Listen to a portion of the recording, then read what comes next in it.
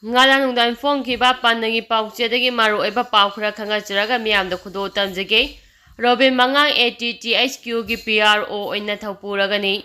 Arambai Tengol gi 30 suba unit sekmai gi commander oina thapuramba Robin Mangang khwairakpam Arambai Tengol General Headquarter gi Public Relation Officer PRO gi phampokhrei Magna General Headquarter de laikhibadagi 30 unit Arambai Tengol Sengmagi hangauriba commander gi post asi khwairakpam aboina oiragani amadi second in commander na laisram reason oiragani haina unit asigi juro amada phongdorakli AT gi rosing pureko ngamba kuman gi paktang matung ina nauna PRO gi phampai khraba Robin Mangang khwairakpamna unit khudimak ki manung da lairakpa nungainadaba singda sandainagani unit ki mapana lairakpa problem khudingmak mahakna solve lawgani Arambai Tengol amadi lebak miyamga Kwaidagi afaba mari thamba amadi sagarpada mahakna achauba thaudang lawgani unit khudimakta chatuna ahing yarektuna mafam adugi mara paibi amadi club volunteers singa afaba mari thamnaba hotnagani haire lebak miyamna 18 na soikiba lankhiba punna mangakpiduna lebak ki lanjangde hena kamdongno khumang choksingadagi amadi langam phiran thekadagi haiba afaba pauta kaya PRO gi khutangna pibinaba Arambai Tengolna ikokno na haijari haiba wafam ju chero asida thamlakli Yungphangi pata paidriba singnai mari lainaba loisangdagi Land Enrollment Form Lobbiyu MMTU Manipurgi loibising khongsinga athapa khungangi mafam kayada Yungphangi pata paidina laiba maitei singna mari lainaba loisangdagi Land Enrollment Form Lobbiyu amadi asoba yaugana menchilaba matung mari lainaba SDC ki loisang singna thajinbiyo haina Maitei Tribe Unit MMTU na appeal tawrdi MMTU na thadorapa jar amada mathakki wafam asi phongdol aduna hai Miyamna Land Enrollment Form lawbada amadi thajinbada khudongchadaba lairabadi Union asidagi mating lawbiyu Yungphangi pata paidina lairiba laraba miyoisingidamak mating pangnaba matam chuppada lairi pata paidabana laingana piba khudongchaba amatta phangba yadaba amadi hiram kayada Yungphangi pata asi asuki matik maru oi adubo lising aniga sumna taraga mathogi socio economic caste session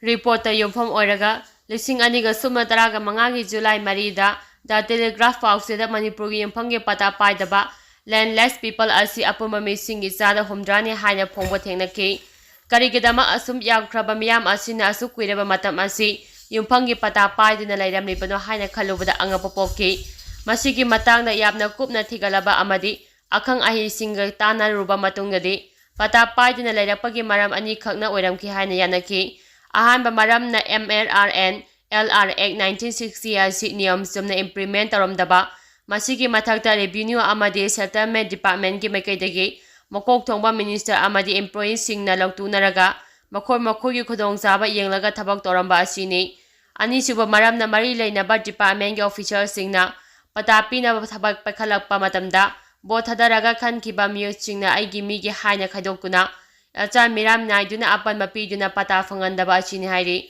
Haujik oirakliba piba masida maitei furuk ki miyoi kaya ama pata paidina laire haibasi laingana khangbiramani haina khali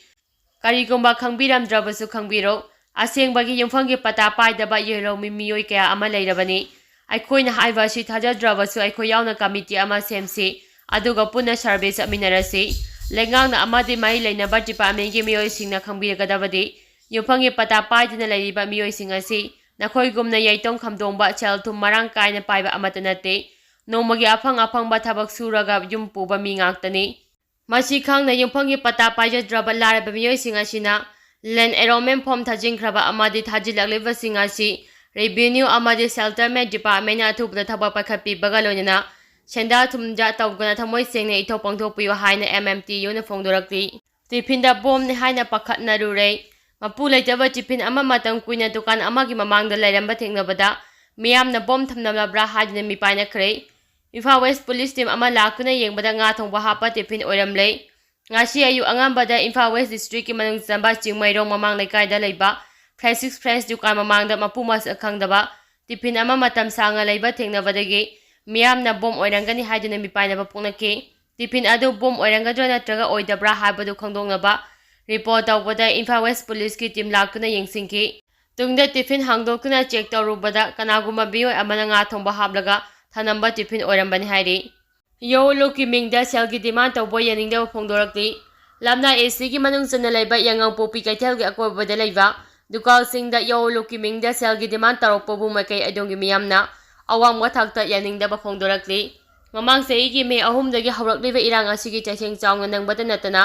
ꯇꯠꯇꯅ ꯀꯨꯀꯤ ꯈꯨꯠꯂꯥꯏ ꯄꯥꯏꯕꯁꯤꯡꯅ ꯑꯀꯤ ꯑꯈꯪ ꯄꯤꯔꯤꯕ ꯌꯦꯡꯉꯥꯡꯄꯣꯛꯄꯤꯒꯤ ꯈꯨꯟꯖꯥꯁꯤꯡꯗ ꯂꯥꯟꯒꯤ ꯃꯤꯡꯗ ꯁꯦꯜꯒꯤ ꯗꯤꯃꯥꯟ ꯇꯧꯔꯛꯄ ꯑꯁꯤꯃꯛ ꯂꯥꯏꯕꯛ ꯊꯤꯕꯅꯤ ꯍꯥꯏꯅ ꯌꯦꯡꯉꯥꯡꯄꯣꯛꯄꯤ ꯚꯤꯂꯦꯖ ꯑꯣꯊꯣꯔꯤꯇꯤꯒꯤ ꯆꯤꯌꯔꯃꯦꯟ ꯂꯥꯏꯃꯌꯨꯝ ꯑꯕꯤꯔꯥꯝꯅ ꯄꯦꯟꯗꯕ ꯐꯣꯡꯗꯣꯔꯛꯂꯤ꯫ ꯃꯅꯤꯄꯨꯔ ꯄ꯭ꯔꯦꯁ ꯀ꯭ꯂꯕꯇ ꯄꯥꯡꯊꯣꯛꯄ ꯄꯥꯎꯒꯤ ꯃꯤꯐꯝ ꯑꯃꯗ ꯑꯕꯤꯔꯥꯝꯅ ꯍꯥꯏ ꯏꯔꯥꯡ ꯑꯁꯤꯒꯤ ꯃꯅꯨꯡ ꯆꯟꯅ ꯌꯦꯡꯉꯥꯡꯄꯣꯛꯄꯤ ꯃꯥꯏꯀꯩꯗ ꯀꯨꯀꯤ ꯈꯨꯠꯂꯥꯏ ꯄꯥꯏꯕꯁꯤꯡꯅ ꯊꯦꯡꯈꯥꯡ ꯀꯌꯥꯔꯛꯇ ꯂꯥꯟꯗꯥꯔꯛꯈꯤꯕ ꯑꯗꯨꯗ ꯈꯨꯜ ꯑꯁꯤꯒꯤ ꯅꯍꯥꯁꯤꯡꯅ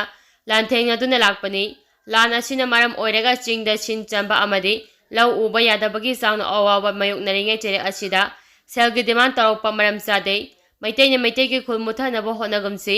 ꯁꯦꯜꯒꯤ ꯗꯤꯃꯥꯟ ꯇꯧꯔꯛꯂꯤꯕꯁꯤꯡꯅ ꯌꯦꯡꯉꯥꯡꯄꯣꯛꯄꯤꯗ ꯂꯥꯛꯄꯤꯗꯨꯅ ꯃꯤꯌꯥꯝꯅ ꯊꯦꯡꯅꯔꯤꯕ ꯑꯋꯥꯕ ꯑꯁꯤ ꯑꯣꯏꯅ ꯑꯗꯨꯝ ꯃꯇꯦꯡ ꯄꯥꯡꯕꯤꯌꯨ꯫ ꯗꯤꯃꯥꯟꯒꯤ ꯋꯥꯐꯝ ꯇꯣꯛꯂꯁꯤ ꯍꯥꯏꯅ ꯃꯍꯥꯛꯅ ꯃꯈꯥ ꯇꯥꯈꯤ꯫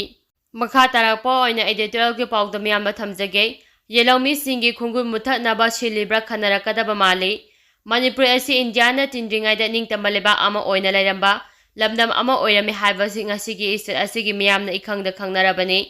ꯃꯅꯤꯄꯨꯔꯒꯤ ꯑꯣꯏꯕ ꯇꯣꯉꯥꯟꯕ ꯂꯩꯉꯥꯛ ꯑꯃ ꯂꯩꯖꯕ ꯅꯤꯡꯈꯥ ꯇꯝꯕ ꯂꯩꯕꯥꯛ ꯑꯃ ꯑꯣꯏꯅ ꯂꯩꯖꯔꯝꯂꯕꯁꯨ ꯉꯁꯤꯗꯤ ꯏꯟꯗꯤꯌꯥꯒꯤ ꯐꯤꯕꯥꯟꯅꯨꯡꯗ ꯇꯤꯟꯈ꯭ꯔꯕ ꯃꯇꯨꯡꯗꯒꯤ ꯏꯟꯗꯤꯌꯥꯒꯤ ꯂꯩꯉꯥꯛ ꯑꯃꯒꯤ ꯃꯈꯥꯗ ꯂꯩꯈ꯭ꯔꯕ ꯃꯔꯝꯅ ꯉꯁꯤꯒꯤ ꯃꯅꯤꯄꯨꯔꯒꯤ ꯃꯤꯌꯥꯝ ꯃꯔꯨ ꯑꯣꯏꯅ ꯌꯦꯜꯍꯧꯃꯤꯁꯤꯡ ꯑꯣꯏꯔꯤꯕ ꯌꯦꯛ ꯁꯔꯥꯏ ꯂꯩꯕ ꯐꯨꯔꯨꯞꯁꯤꯡꯅ ꯏꯟꯗꯤꯌꯥ ꯂꯩꯉꯥꯛꯀꯤ ꯃꯈꯥꯗ ꯏꯟꯗꯤꯌꯥꯒꯤ ꯀꯟꯁꯇꯤꯇ꯭ꯌꯨꯁꯟꯕꯨ ꯏꯀꯥꯏ ꯈꯨꯝꯅꯗꯕ ꯌꯥꯗꯦ ꯍꯥꯏꯕꯁꯤ ꯂꯝꯗꯝ ꯑꯁꯤꯒꯤ ꯃꯤꯌꯥꯝ ꯄꯨꯝꯅꯃꯛꯅ ꯈꯪꯗꯨꯅ ꯂꯩꯔꯕ ꯃꯔꯝꯅ ꯂꯝꯗꯝ ꯑꯁꯤꯒꯤ ꯃꯤꯌꯥꯝꯅ ꯃꯔꯝꯗ ꯃꯅꯤꯄꯨꯔꯕꯨ ꯀꯟꯅꯕ ꯍꯣꯠꯅꯕꯗ ꯏꯟꯗꯤꯌꯥ ꯏꯟꯁꯇꯤꯇ꯭ꯌꯨꯁꯟꯒꯤ ꯋꯥꯡꯃꯗ ꯃꯅꯤꯡꯇꯝꯅ ꯊꯕꯛ ꯇꯧꯕ ꯉꯝꯅꯗ꯭ꯔꯤ꯫ ꯑꯁꯤꯒꯨꯝꯕ ꯀꯌꯥ ꯑꯁꯤ ꯂꯩꯕ ꯃꯔꯝꯅ ꯍꯧꯈꯤꯕ ꯃꯦꯒꯤ ꯇꯥꯡ 3, ꯀꯨꯝꯖꯥ 2019 ꯑꯇꯝꯅꯅ ꯌꯦꯜꯍꯧꯃꯤ ꯃꯩꯇꯩꯁꯤꯡꯗ ꯅꯥꯔꯀꯣ ꯇꯦꯔꯣꯔꯤꯁ ꯀꯨꯀꯤ ꯖꯣꯁꯁꯤꯡꯅ ꯂꯥꯟꯗꯥꯔꯛꯄꯗꯒꯤ ꯃꯁꯥꯒꯤ ꯈꯨꯜꯁꯤꯡ ꯉꯥꯛꯆꯔꯤꯕ ꯅꯍꯥꯁꯤꯡꯕꯨ ꯐꯥꯕꯒꯤ ꯊꯧꯑꯣꯡ ꯆꯠꯊꯕ ꯍꯧꯔꯛꯄꯒꯤ ꯄꯥꯎ ꯇꯥꯅꯕ ꯂꯩꯈ꯭ꯔꯕ ꯈꯜꯂꯤ꯫ ꯑꯃꯕꯨ ꯑꯣꯏꯔꯣ ꯑꯃꯕꯨ ꯑꯣꯏꯔꯣ ꯃꯅꯤꯄꯨꯔꯒꯤ ꯌꯦꯜꯍꯧꯃꯤ ꯃꯩꯇꯩꯁꯤꯡꯅ ꯃꯁꯥꯒꯤ ꯃꯔꯝꯗꯝ ꯀꯟꯖꯅꯕ ꯑꯉꯝꯕ ꯊꯧꯅꯥ ꯎꯠꯊꯣꯛꯄꯒꯤ ꯃꯅꯤꯡꯇꯝꯕ ꯂꯩꯇ꯭ꯔꯦ ꯍꯥꯏꯕꯁꯤꯃꯗꯤ ꯏꯆꯨꯝꯗ ꯆꯨꯝꯒꯗꯕ ꯋꯥꯐꯝꯅꯤ ꯍꯥꯏꯕ ꯌꯥꯏ꯫ ꯑꯗꯨꯕꯨ ꯃꯥꯂꯦꯝꯒꯤ ꯆꯥꯎꯈꯠꯂꯕ ꯂꯩꯕꯥꯛꯁꯤꯡꯒ ꯂꯥꯝꯕꯥ ꯇꯧꯅꯕ ꯉꯝꯕꯒꯤ ꯆꯥꯡ ꯌꯧꯔꯕ ꯏꯟꯗꯤꯌꯥ ꯂꯩꯉꯥꯛꯅ ꯀꯔꯤ ꯃꯔꯝꯒꯤ ꯃꯁꯥꯒꯤ ꯃꯔꯩꯕꯥꯛꯀꯤ ꯃꯁꯤꯡ ꯌꯥꯝꯂꯕ ꯃꯇꯤꯛ ꯆꯥꯔꯕ ꯈꯨꯠꯁꯨ ꯈꯨꯠꯂꯥꯏ ꯄꯥꯏꯔꯒ ꯂꯩꯔꯕ ꯂꯥꯟꯃꯤꯁꯤꯡꯅ ꯃꯩꯇꯩꯁꯤꯡꯕꯨ ꯊꯃꯣꯏ ꯁꯦꯡꯅ ꯉꯥꯛꯇꯕ ꯃꯥꯟꯕꯒꯤ ꯊꯧꯑꯣꯡ ꯀꯌꯥꯃꯨꯛ ꯂꯩꯕꯒꯦ? ꯄꯥꯎꯁꯤꯡ ꯂꯝꯗꯝ ꯑꯁꯤꯒꯤ ꯃꯥꯏꯀꯩ ꯀꯌꯥꯗꯒꯤ ꯇꯥꯟꯅꯔꯛꯂꯤꯕ ꯑꯁꯤꯃꯛꯇꯤ ꯌꯦꯜꯍꯧꯃꯤ ꯃꯅꯤꯄꯨꯔꯒꯤ ꯑꯁꯦꯡꯕ ꯃꯆꯥꯁꯤꯡꯒꯤ ꯑꯣꯏꯅꯗꯤ ꯌꯥꯝꯅ ꯂꯥꯏꯕꯛ ꯊꯤꯕꯅꯤ꯫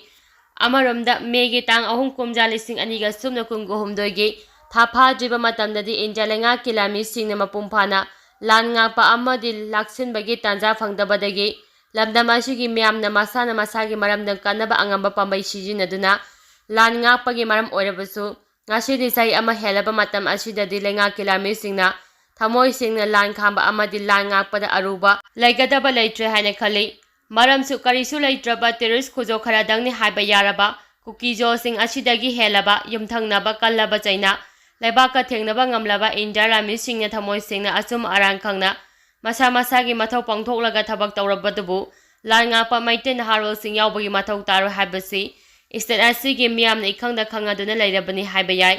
ꯃꯔꯝꯗꯤ ꯂꯥꯟ ꯉꯥꯛꯂꯤꯕ ꯃꯩꯇꯩ ꯅꯍꯥꯔꯣꯜꯁꯤꯡ ꯑꯁꯤ ꯏꯟꯗꯤꯌꯥꯒꯤ ꯇ꯭ꯔꯦꯟ ꯇꯧꯕ ꯂꯥꯟꯃꯤꯒꯨꯝꯅ ꯑꯃꯠꯇ ꯅꯠꯇꯦ꯫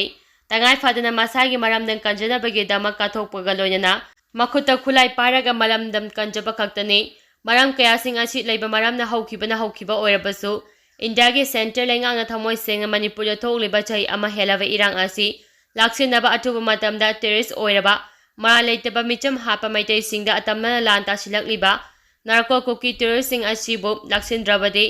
ꯏꯟꯗꯤꯌꯥ ꯂꯩꯉꯥꯛ ꯑꯁꯤ ꯃꯊꯣꯡ ꯍꯨꯛꯇꯕ ꯃꯤꯆꯪ ꯃꯤꯈꯥꯏ ꯅꯥꯏꯕ ꯗꯦꯃꯣꯀ꯭ꯔꯦꯇꯤꯛ ꯑꯣꯏꯗꯕ ꯅꯥꯀꯜ ꯑꯃꯒꯤ ꯃꯤꯆꯪꯗ ꯅꯀꯣꯏꯅꯅ ꯂꯦꯞꯂꯒ ꯂꯥꯟ ꯈꯥꯝꯕ ꯁꯥꯔꯒ ꯃꯔꯥꯜ ꯂꯩꯇꯕ ꯑꯁꯦꯡꯕ ꯌꯦꯜꯍꯧꯃꯤꯁꯤꯡꯒꯤ ꯈꯣꯡꯒꯨꯜ ꯃꯨꯠꯊꯠꯅꯕ ꯍꯣꯠꯅꯕ ꯂꯩꯕꯥꯛ ꯑꯃꯅꯤ ꯍꯥꯏꯅ ꯃꯥꯂꯦꯝꯒꯤ ꯀꯜꯂꯕ ꯚꯦꯇꯣ ꯄꯥꯋꯔ ꯄꯥꯏꯔꯕ ꯂꯩꯕꯥꯛꯁꯤꯡꯗ ꯁꯣꯏꯗꯅ ꯍꯥꯏꯗꯣꯛꯂꯣꯏꯗꯕꯒꯤ ꯃꯔꯝ ꯂꯩꯔꯣꯏꯗꯕ ꯃꯥꯜꯂꯤ꯫